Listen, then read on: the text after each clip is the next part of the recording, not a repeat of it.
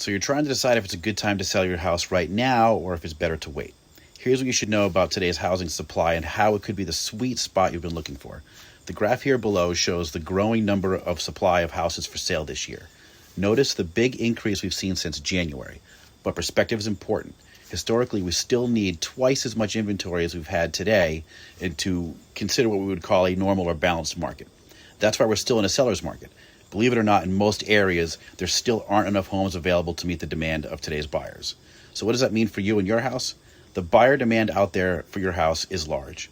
And at the same time, you should also have more options to choose from when you move according to that graph. So if you've been putting off your plans to sell, now might be a good time to jump in. Shoot me a call, let's connect, let's get a value for your house and how it relates to this current market, and find you the next home to move into that you'll be looking for. And don't forget, the best time to buy real estate was yesterday. The next best time to buy real estate is today.